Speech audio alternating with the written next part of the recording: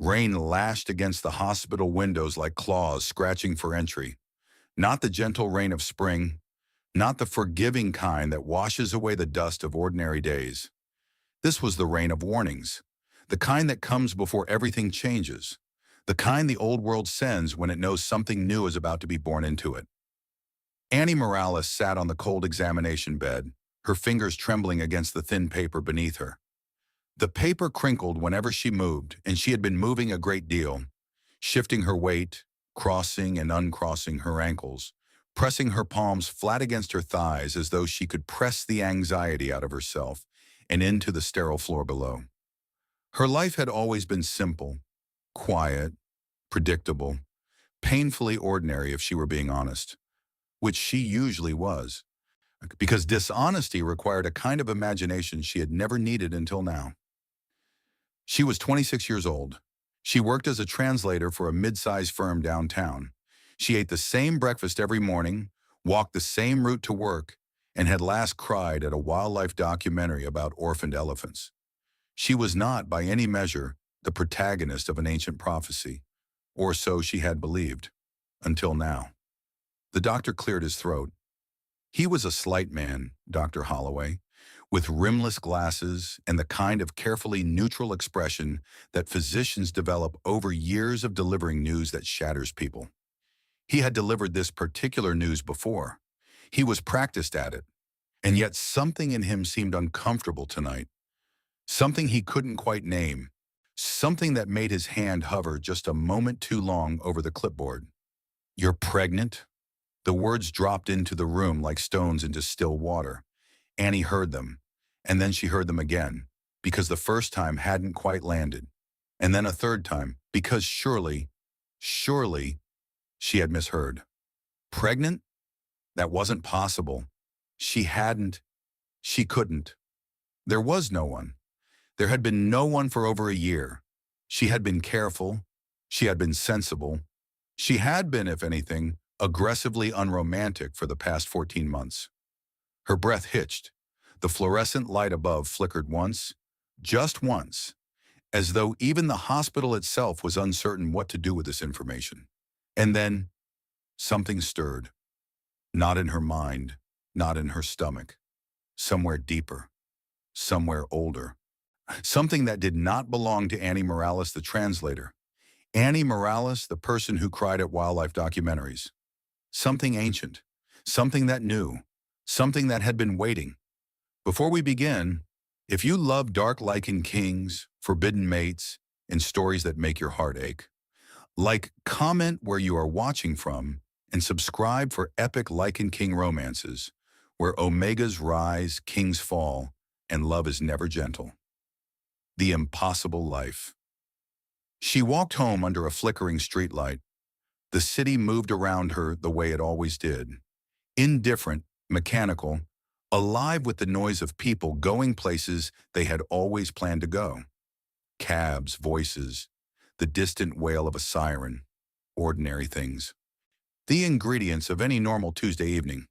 Annie moved through it like a ghost of herself. No partner, no reckless night. No explanation that fit inside the shape of her life. And yet, life was growing inside her. She pressed a hand to her abdomen as she waited for the crosswalk signal, half expecting to feel something, half afraid she would. The signal changed. She crossed. A man bumped her shoulder and didn't apologize. A pigeon startled from a gutter. The world continued being itself, but Annie's world, the one inside her skin, had already become something else. It had started 3 days ago, though she hadn't recognized it at the time. She had smelled the rain 40 minutes before it fell. Not the petrichor that comes just before. The actual rain, miles away, still a weather system, still a future event. She had walked inside and told her colleague it was about to pour, and her colleague had looked at the clear blue sky and laughed. 40 minutes later, the downpour came. She could hear footsteps from blocks away. Not just hear them, but distinguish them. The uneven gait of the man who walked his dog past her building at 7 each morning. The quick, precise steps of the woman in heels who lived on the 3rd floor. She knew them without seeing them, the way you know a song from its first 2 notes. And worse, she felt watched, constantly, persistently, as though the shadows at the edges of rooms had acquired patience. That night she lay in bed, stared at the ceiling, and tried to think rationally. The thinking lasted approximately 11 minutes before her body seized. Not painfully, or not exactly painfully. Way more like the moment when a frequency you can almost hear suddenly resolves into something clear and undeniable. Every muscle locked, her vision whited out, and a voice, not spoken, not heard with the ears, threaded itself through the architecture of her mind like smoke beneath a door. "The heir awakens?" Her eyes snapped open. The room was exactly as she had left it. Familiar lamp, familiar stack of books, familiar water glass on the nightstand. And outside her window, something moved. She turned her head slowly. Whatever it was stood just beyond the circle of the streetlight, too large to be a man, too still to be an animal. It did not approach. It only watched. Annie pulled the duvet to her chin. The thing outside tilted its head, a gesture almost recognizably human, and then stepped backward into the dark and was gone. She did not sleep again that night. The Alpha arrives the next day. Annie's door was kicked open. Not knocked, not even tried politely first. Kicked. The deadbolt she had installed after moving in, the upgraded model, the one the locksmith had called exceptionally solid, sheared from the frame as though it were decorative. The door swung hard and cracked against the wall. Annie was halfway through a piece of toast. She dropped it. A man stepped through the ruined door frame. Tall, not just tall by ordinary measure. Tall in the way that mountains are tall, in the way that certain old trees are tall, with authority built into the structure, with presence that preceded the body. He was dressed in dark clothes that fit with military precision. His hair was dark. His jaw was set. But it was his eyes that held her. Dark eyes. Not unfriendly, exactly, but cold in the way that deep water is cold, in the way that things that have survived a great deal become cold. He looked at her the way a cartographer looks at territory he has already mapped, completely, efficiently, with the weight of knowledge behind the gaze. He radiated power like a storm contained in flesh. Kyle. "Annie Morales." Low, commanding. It was not a question. "Kyle, you're coming with me." She stared at him. "Annie." "Excuse me?" He didn't repeat himself. Men like this, she would later learn, rarely did. "Kale, you're carrying my child." The room went very still. Annie laughed, a nervous, disbelieving sound. The laugh of a person who suspects they are about to learn something terrible and is trying to stall it with humor. "Wait, Annie, you're insane." "Annie, you've got the wrong apartment when the wrong person. I don't know you. I have never met you. I don't know how you got in. Or rather, I do. You destroyed my door. But whatever you think is happening here, you are profoundly mistaken." He did not laugh. He did not argue. Instead, his gaze dropped, just for a moment, to her abdomen, and something happened to his face that she would think about for a long time afterward. The cold authority softened, just barely, just for a second, like light coming through a crack in stone. "Kyle, I am Alpha Kale Thorne." He said it the way you state a fundamental law of physics, not with pride, but with the weight of fact. "Kyle, and that child is impossible." Annie looked at the ruin of her door. She looked at this enormous, certain, impossible man standing in her kitchen. She looked at the piece of toast on her floor. She thought, I was going to have such a normal day. The cursed Kyle's estate stood where the city pretended not to look. You had to take a road that wasn't on maps, not because it was hidden exactly, but because it existed slightly sideways from the world most people inhabited. The trees here were old, not picturesque old. Old in the way that implies memory. Old in the way that suggests the trees remember what was here before anything was built and are waiting patiently for all of it to be gone again. The house itself was stone and dark glass, large enough to be intimidating, spare enough to be cold. No decoration softened it. It was not a home that had been designed to comfort. It was a stronghold, dressed in the clothes of a mansion. They sat across from one another in a room lined with maps. Cal explained. Annie listened. She had decided somewhere on the drive through those impossible old trees that she would stop resisting information until she had enough of it to push against intelligently. Werewolves existed, not the cinematic kind, not the slavering, moon-mad Hollywood creatures.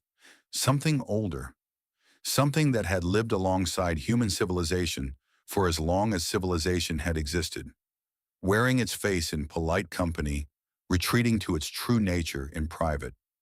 Witches were real, older than the wolves, different in kind, not shapeshifters but architects of the unseen, people who had learned to reach into the invisible machinery of the world and rearrange it. And Kyle, Alpha Kyle Thorne, man of terrifying certainty, destroyer of deadbolts, was cursed. Kyle, years ago, a witch, powerful, old, and owed a debt I refused to pay. She took something from me instead. My bloodline, the ability to continue my line. Annie, she made you sterile? Kale, she made me an end. No heir, no continuation. The Thorne bloodline would die with me, she said, and every attempt to circumvent that curse has failed. Annie, then how? Kale, I turned to science. IVF, genetic preservation. I was desperate, and desperation makes pragmatists of even the most traditional among us. Annie, but I was never part of any program. Kale, no. Annie, I've never been tested. I've never been contacted. I didn't consent to anything. Kyle, I know. He stood and moved to the window. The trees pressed close. Kale, that is what terrifies me. Because if Annie hadn't been chosen by science, if she hadn't been selected, tested, implanted, then something else had arranged this. Something with reach long enough to touch a cursed bloodline and a fertile enough to make the impossible happen. And things with that kind of reach, in Kale's experience, did not arrange miracles out of generosity. They arranged them because they needed something in return. The hunt begins. It didn't take long before danger found her. She had been at the estate for 3 days. She had been given a room, sparse but not unkind. She had been given answers, incomplete, but more than she'd had. She had been watched constantly, though she had learned to recognize Kale's people by their careful stillness, made the way they occupied doorways and edges like furniture that breathed. She had almost begun to feel the edges of something like safety. The first attack came at night. The perimeter alarms went first. Not electronic, but something older. A low vibration in the walls that she felt in her molars before she heard it in her ears. Then shouting. Then a sound that was not quite an explosion and not quite an animal, and was somehow both. And they came through the gates. She saw them from the window. Shapes in the dark, wrong in the way that things are wrong in fever dreams. Neither wolf nor human. They moved on all fours, but their limbs bent at incorrect angles. Their eyes caught no light and gave none back. Kyle, witch spawn. He was already at the door, and already becoming something else as she watched. The transformation faster than should have been possible. The man shape giving way to something vast and dark and terrifyingly certain of its own power. He had called himself Alpha, and now she understood what the word meant. Not rank, not title. Something fundamental, something written into biology. He tore through the first wave of witch spawn like a storm tearing through paper. Not with cruelty, but with the absolute efficiency of something that has been forged for exactly this. Annie watched from the upper corridor. She should have been afraid. She was afraid. But beneath the fear was something else. Something that watched the Alpha fight and recognized, with a clarity she couldn't explain, that it was watching something true. But one got through. It came from the side, from a direction no one had been watching, from a shadow that had no light to cast it. It cleared the staircase in 2 movements, and it was fast, and its eyes were focused on her with the fixed purposefulness of a thing that has been sent specifically with instructions. She had no weapon. She had no training. She had, in fact, nothing but the certainty that she was about to die, and the strange cold calm that sometimes comes with certainty. She raised her hands and then, not thinking, not deciding, not willing it so much as simply being it, a pulse of energy detonated from her body. The air cracked. The witch's spawn disintegrated in mid-leap. Not fell, not was knocked back. Disintegrated, reduced to nothing, to absence, to the shape of where it had been and nothing more. Silence fell across the courtyard. Kyle stood among the ruins of his enemy. He was looking at her, and his expression, the face that had never, in her short acquaintance with it, shown anything she could read, was open now, and what it was open to was something she hadn't expected. Fear. Kyle. No, he said it very quietly. Kyle, that's not just my heir. The power within days passed. Annie's pregnancy accelerated. She had read everything she could find, which was limited, given that her informational resources had abruptly narrowed to whatever Kyle's library contained, which was extensive on the subject of supernatural history and rather thin on the subject of reassurance. Nothing she found described what was happening to her. Accelerated supernatural pregnancies were apparently not unheard of, but her situation exceeded all documented precedent by a significant and unsettling margin. Weeks felt like months. Her body changed in ways that went beyond the ordinary strangeness of pregnancy. Stronger, faster, more attuned. She could feel emotions now. Not just see them in faces, but feel them as presences, as textures in the air. Kyle's controlled anxiety registered as something like cold pressure in her chest whenever he stood near her. The beta named Marcus had an emotional signature that felt, she discovered, like something trying to conceal heat, like embers beneath ash. She filed that away. She could hear thoughts, not words, not yet, but the direction of thinking, the shape of intent. She knew when someone was about to say something they didn't mean. She knew when someone was about to move before they moved. When she could manipulate energy, clumsily, imprecisely, alarmingly, but she could. She learned to pull it in when she needed to think clearly, and discovered that when she let it go, it tended to move toward whatever she was afraid of and do something about it. This seemed useful.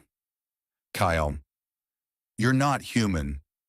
He said it one night when the house was quiet and they were sitting across from each other at the long table where she had begun to eat her meals. He said it carefully, not unkindly but directly, as was his way. Annie set down her fork. She had known this was coming. She had been waiting for it, actually. Had been sitting with it herself for days, turning it over, trying to find an angle from which it felt manageable. Annie, then what am I? Before he could answer, the room changed. Not in any physical way. Nothing moved. No wind, and no sound. But something shifted in the quality of the air, the way air shifts when a door opens in a distant room and pressure redistributes itself through a house. A voice came from the shadows of the corridor. She is the key. A woman emerged. Old and not in the way of bodies wearing out, but in the way of things that have accumulated time and carry it visibly, the way certain stones carry age in their strata. Her face was lined with something that was not quite sorrow and not quite satisfaction, and was perhaps, Annie thought, what longed-for knowledge eventually settles into. Her eyes were the color of still water. Her hands were folded in front of her. She was smiling. The prophecy, the witch. The child she carries will either save this world or burn it to ash. Annie did not move. She had become, or in the past weeks, quite practiced at receiving impossible information and not immediately fragmenting.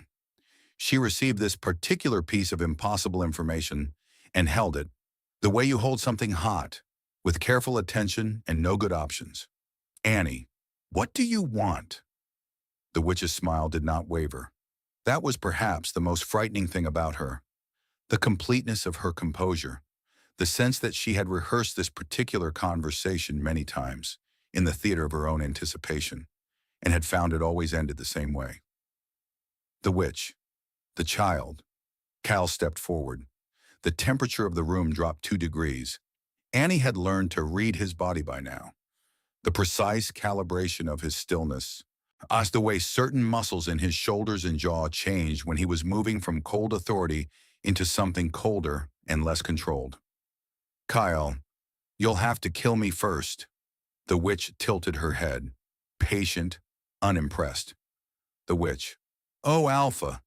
A pause, delicate as spider silk. The witch. "That can be arranged." She told them what she knew. The child would be the first of his kind. Werewolf bloodline, witch power, something else beneath both of those that she did not have a name for yet. A convergence point, a hinge in the history of this hidden world, the point around which the story turned. If he was raised well, and if the right things were preserved, and if a dozen contingencies aligned, he would be a protector, a guardian, the thing that stood between the world and what was coming for it. If not, he would be the instrument of what was coming. It depended, as so many vast and terrible things depended, on smaller, quieter things, on the quality of the love given, on the choices made in darkness, on whether the people around him were the kind who could hold fast to their better selves under pressure. The witch did not specify which outcome she was hoping for. The witch did not seem the type to specify. Betrayal. Not all enemies came from outside. Annie had sensed it before it happened. That coal-hot emotional signature she had cataloged weeks before. The feeling of embers under ash. She had not named it to anyone because she hadn't trusted her own perception, hadn't trusted herself to accuse a man who had been Kale's beta since before she had arrived, who had fought beside him, who was trusted with the kind of institutional loyalty that makes it unthinkable to question. She had talked herself out of it. She would not make that mistake again. Marcus came at midnight. He came to the room where Annie slept, or had been sleeping, until the heat of his intent woke her 3 minutes before he arrived. She was sitting up, lights on, when he opened the door. He had a blade, not an ordinary blade, something worked with craft, something that carried in its steel a purpose beyond cutting. He looked at her, and there was no pleasure in his face and no cruelty, only a terrible, sad conviction. "Marcus, the prophecy ends tonight." He believed it. That was the most frightening part. He believed he was doing something necessary. He believed that the child who had not yet been born, who was still a heartbeat in a half-formed miracle, was a danger too large to risk on the possibility of goodness. He raised the blade, and Annie stood up. She hadn't planned to. She had not thought, "I will stand and confront this man." Something in her simply resolved, the way water resolves into a particular shape when the container determines it. She stood because the alternative was to sit and watch, and she was no longer capable of sitting and watching. "Annie." "No." One word. But when she said it, the word moved through the room with something behind it, a pressure, a resonance, as though the word had gathered all of the fear and the love and the ferocious unwillingness in her body and become briefly physical. The ground cracked beneath her feet. Energy surged, not the controlled pulse of the courtyard, and not the accidental explosion. This was deliberate. This was chosen. This was Annie Morales, who had never asked to be a vessel for ancient power, using what she had been given, because something in her had decided that this child, her child, was worth every terrifying thing she was capable of. Marcus was thrown across the room. He hit the wall and slid down it and lay still. Breathing. She made herself check. But still. Cal arrived 40 seconds later. He stood in the doorway and took in the room. The cracked floor, the unconscious beta, the woman standing in the center of it all, chest heaving, eyes bright. He looked at her, not in fear this time, in recognition. The truth of Annie Morales.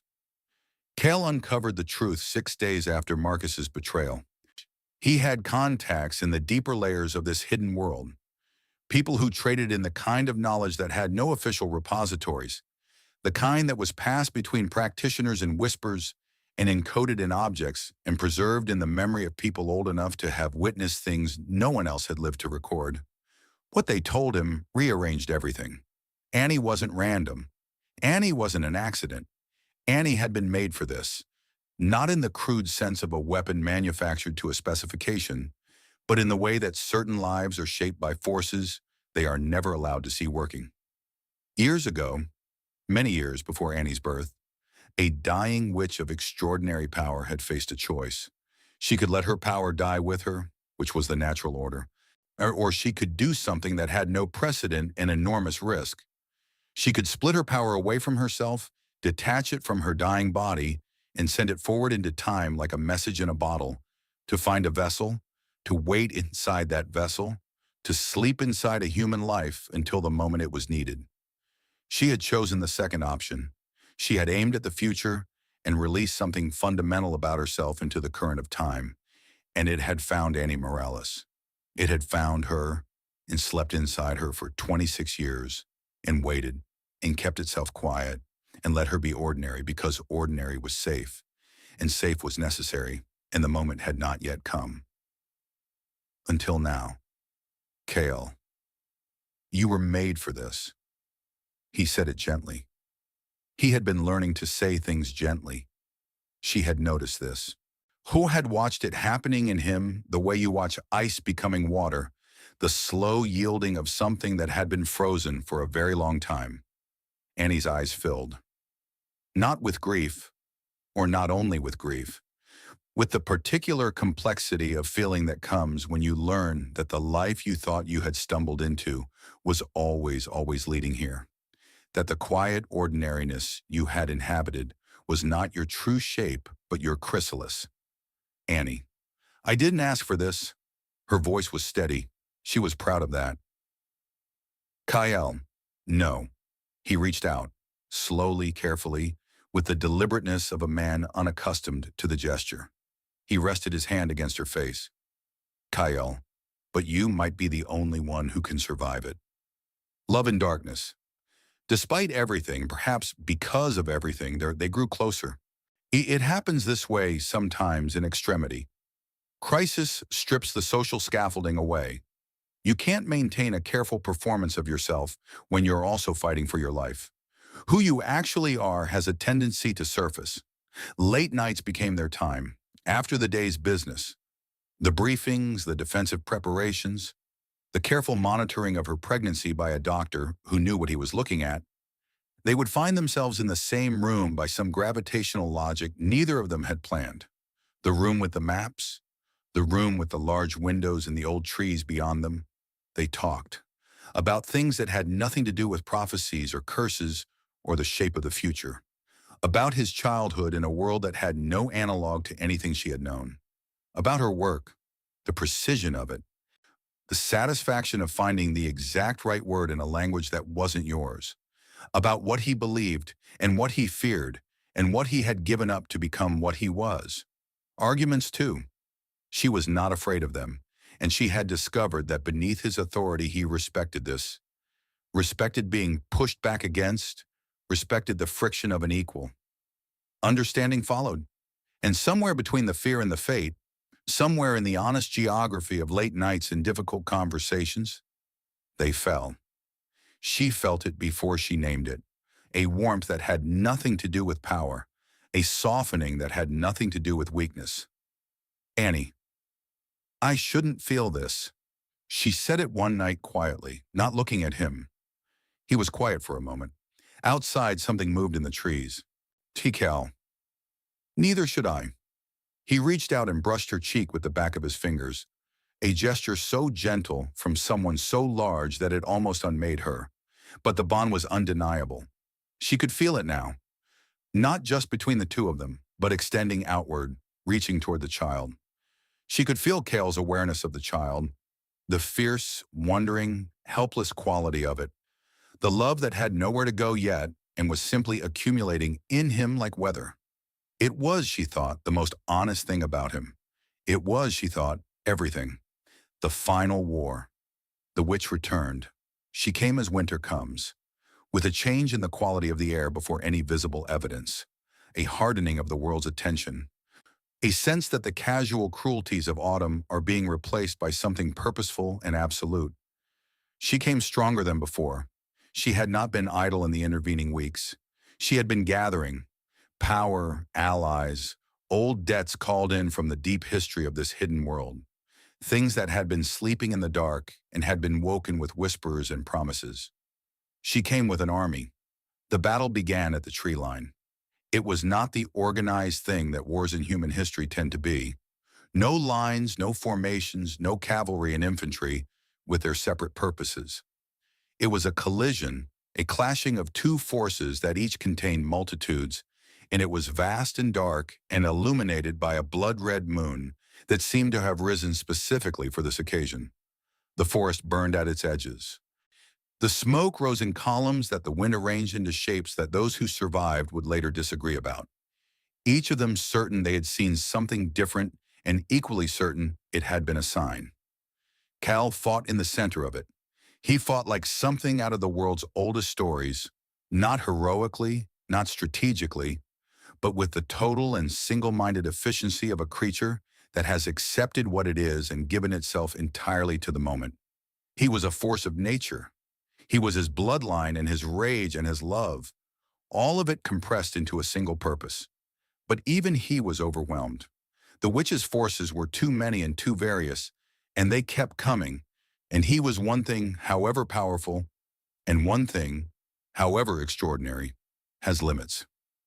Annie stood at the center of it all. Well, she had been trying to stay clear. She had been trying to be careful because the child was almost here. She could feel it. The imminence, the gathering, the way her body had shifted into the final register of its impossible acceleration. But as she watched Cale push back, as she felt the tide turning, something in her stopped trying to be careful. She felt the power rising, not the controlled pulse, not the deliberate surge, but all of it, everything the dying witch had sent forward through time, and everything Annie had added to it over the course of her 26 years of ordinary life. All of it rising at once, and it was enormous, and it was not entirely hers to control, and it was coming now, whether she was ready or not.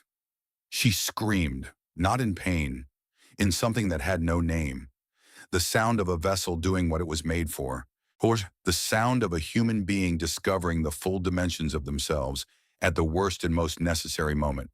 The child was coming. Now. The birth of power. Lightning split the sky, not the scattered lightning of ordinary storms. A single bolt, clean and precise and vast, that divided the sky from horizon to horizon as though the night had been torn open to show what was behind it. The ground trembled. On both sides of the battle, things stopped. Wolves and witch spawn alike paused, as though the moment itself demanded attention. The witch at the far edge of the field raised her head. Her expression, for the first time, was something other than composure, and Annie collapsed. Kyle reached her in moments, crossing the field with the speed of something that refuses to arrive too late, taking her in his arms, going to his knees in the scorched earth without any calculation or dignity. He held her. He held her while the world rearranged itself around the fact of what was coming into it. The child was born in a storm of magic.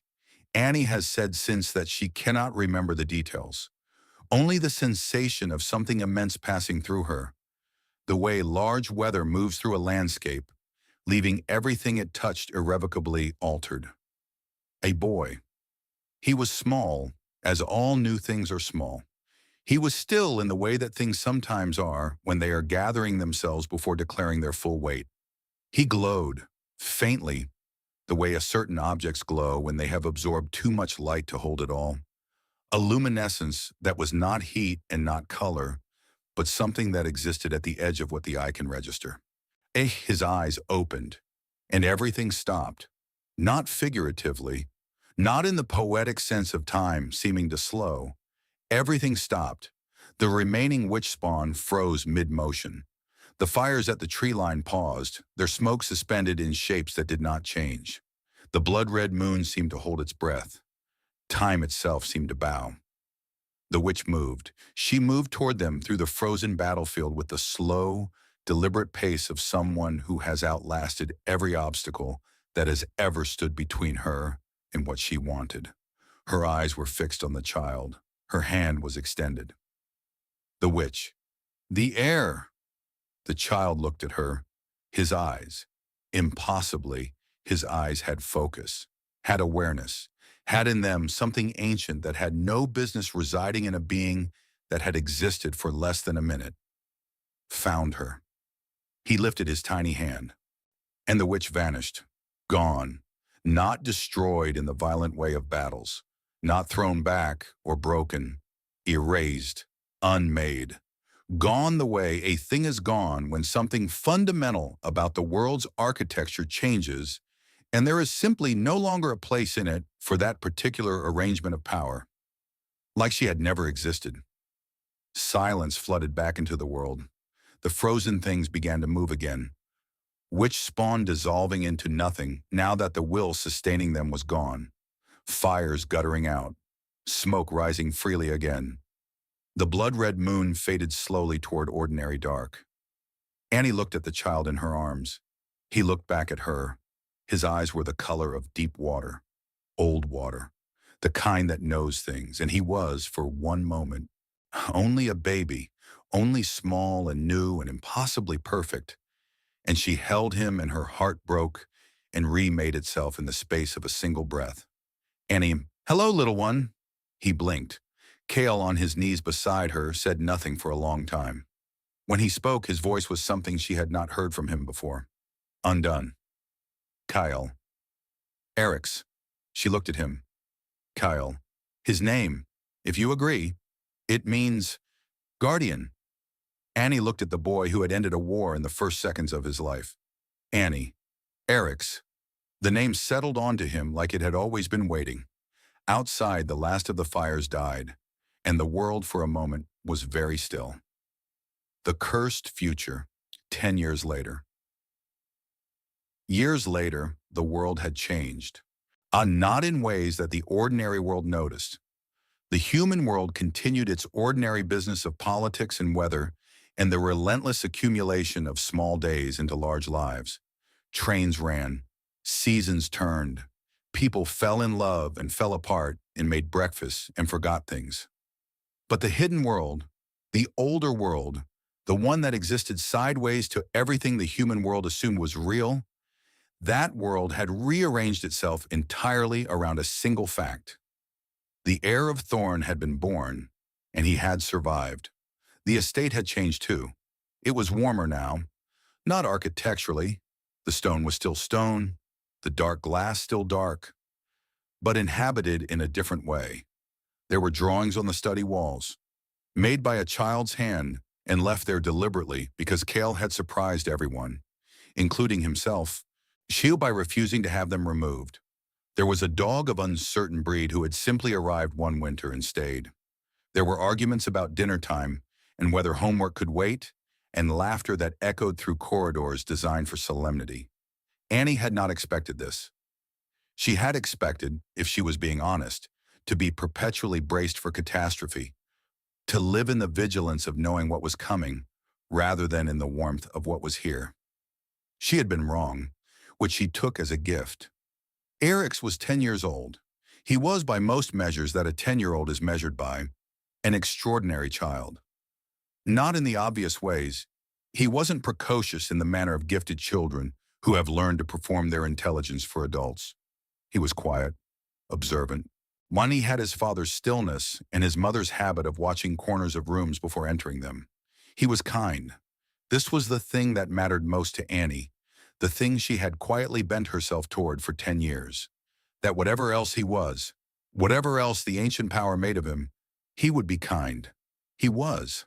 At 5 years old, he had commanded the wolves, not with authority or command, but with a quality of attention that the pack had simply oriented toward, the way sunflowers orient toward light. He didn't order them. He asked, and they came, and they understood the difference. At 7, he had bent reality. Gently, he had brought his mother's coffee mug from across the kitchen without touching it, and then looked immediately guilty, as though he had reached for something on a shelf he'd been told was too high for him. See, she had laughed until she cried. At 9, he had healed a wolf pup that should not have survived its wounds. He had sat with it for 3 hours in complete silence, And when he stood, the pup was sleeping peacefully, and Eric's had the gray, wrung-out look of someone who has given something real of themselves and known it. At 10, he spoke a sentence that froze Annie's blood. It was a Tuesday, an ordinary Tuesday, or it had been. She had been standing at the window with her coffee, watching the trees in the early light, when he came to stand beside her in the way he had, the way that was so like Kyle, it sometimes stopped her breath. He was quiet for a long moment. He was looking at the horizon. And then, Eric's, "Mother, they're coming." Annie did not move. She had learned, was always learning, to receive things before she reacted to them. Annie, "Who?" Eric's turned to face the horizon. His eyes had changed when he said it. The warm, dark, ordinary brown going briefly to something deeper, something that did not belong to a 10-year-old boy, something that had been looking out at the world for longer than his body had been alive. Eric's, the ones even the witches feared. The words dropped into the morning like stones into still water, an echo of a moment Annie had carried in her memory for 10 years, a phrase that was almost a repetition, except that what followed this one was orders of magnitude larger. She set her coffee down carefully. She breathed. She thought of all the things she had survived. The diagnosis in that fluorescent hospital room, the terror of those first impossible weeks, the witch spawn in the dark, the knife Marcus had raised, the field of battle, the choice to stay, the 1,000 daily acts of love and fear and determination that had made this family out of impossible materials. She thought, "I am still here." And then she turned and called for Kel. He came without hurry, as he always did. Not because he was slow to respond, but because he had never in his life moved faster than he needed to, and had learned that the man who arrives unhurried arrives thinking clearly. He came and stood beside them and looked at the horizon. His expression was the old one, the cold authority, the face designed for difficulty. But she knew him now. She knew the thing beneath the surface of that face, the love and the grief and the pride that lived there permanently. That colored everything. That was why he was still here, after everything that being here had cost. "Kale, tell me." Eric's described what he saw, not with his eyes. His eyes saw only the ordinary morning, with something deeper, an awareness that had been forming in him since before his birth, that had been growing alongside him through 10 years of ordinary school days and extraordinary evenings, that had arrived on this particular Tuesday at a new edge. He described things that neither Annie nor Kyle had heard named, ancient things, things that predated the wolves, predated the witches, predated the hidden world as they knew it, precursors to it, ancestors of it, the original forces that the world's current supernatural architecture had been, in some sense, built to contain. Things that the containment had been holding. Things that had been, very slowly, finding their way to the edge of their containment. Things that had been waiting, with a patience that made the witch's patience look childlike, for a convergence point. For a hinge in history, for a child born at the intersection of every kind of power the world possessed. Kale. Then we prepare. He said it quietly. No bravado, no false certainty. Just the statement of a man who has decided to do a necessary thing and will do it regardless of what it costs. Annie looked at her son. Eric's was still watching the horizon, but he turned to meet her gaze, and what she saw in his face, beneath the ancient knowledge, beneath the weight of what he was simply him. Her son. The boy who had cried when the dog arrived because he had wanted a dog for so long. The boy who read too fast and forgot to eat. Or the boy who had inherited his father's jaw and her mother's hands and had somehow grown, out of all that impossible origin, into a person she genuinely liked. She thought, whatever is coming, it will have to get through all three of us. She thought, that has always been the answer. She thought, I choose this. Every day, I choose this. But deep down, in the place where she had always been honest with herself, the place that the dying witch's power had found and chosen for its home, she knew something else. The curse had never been broken. it had only evolved. What Kel had carried as a wound, Eric's now carried as a purpose. What had been meant to end the Thorn bloodline had instead been the instrument of its transformation into something the world had no precedent for. The witch who had cursed Kale had believed she was ending a story. She had been writing a new chapter, and the chapter was not over. The chapter, Annie understood, standing in the early morning light with her extraordinary family, feeling the horizon shift the way she had once felt rain before it fell, was only beginning. There was, she had learned, always more. There was always another layer beneath the one you thought was bedrock. Another ancient thing where you thought there was only history. Another door where you thought there was only wall. And behind that door, something moved. In a world where fate is written in blood, where power comes at a cost no one can calculate in advance, where love is the only force old enough to face what is ancient, one child stands between salvation and annihilation. When he was born in a storm, he was named for what he must become. He was loved by people who chose every day to love him, which is the only kind of love that counts. And the question remains, was he born to protect the world or to end it? The story continues. End of audiobook. Extended script protector of the Alpha's cursed heir.